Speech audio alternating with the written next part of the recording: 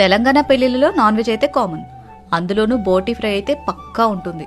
ఆ బోటీ fry taste ఉంటుంది చూడండి, నిజంగా వేరే లెవెల్. ఆ టేస్ట్ మనం ఇంట్లో చేస్తే ఎందుకు రాదా అని వాళ్ళని అడిగి మరీ తెలుసుకుని నేర్చుకున్నానండి. మీకు కూడా చూపిస్తాను, మీరు కూడా ట్రై చేయండి.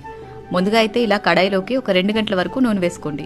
ఇందులోకి 3 చీల్చిన పచ్చిమిరపకాయలు, 1 కప్పు ఉల్లిపాయ ముక్కలు వేసేసి కొద్దిగా వేగిన తర్వాత 1 స్పూన్ ఉప్పు, 1/2 స్పూన్ పసుపు కూడా వేసేసుకుని ఫ్రై చేసుకోండి. ఇలా వేగిన తర్వాత శుభ్రం చేసి పెట్టుకున్న బోటీ అంతా వేసేసి చక్కగా కలిపేసి మూత పెట్టి మీడియం ఫ్లేమ్ లో ఈ బోటీలో వచ్చిన వాటర్ అంతా ఇంకిపోయి ముక్కలు మెత్తగా ఉడికేట్టు ఈ విధంగా ఉడికించుకోవాలి. నీళ్ళన్నీ కూడా ఇంకిపోయి ముక్క మెత్తగా ఉడికి ఇలా పొడి పొడిగా వేగాలి.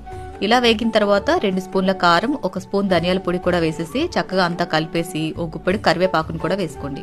కరివేపాకు వేసుకోవటం వల్ల బోటీలో నీచు స్మెల్ అనేది అస్సలు రాదండి. నెక్స్ట్ 1 స్పూన్ అల్లం వెల్లుల్లి పేస్ట్ కూడా వేసేసి చక్కగా అంతా కలిపేసి మూత పెట్టి మగ్గించండి. ఇది మగ్గేలోపు 1 ఇంచు దాల్చిన చెక్క, 5-6 లవంగాలు, 2 యాలక్కాయలు తీసుకుని చక్కగా పొడిలాగా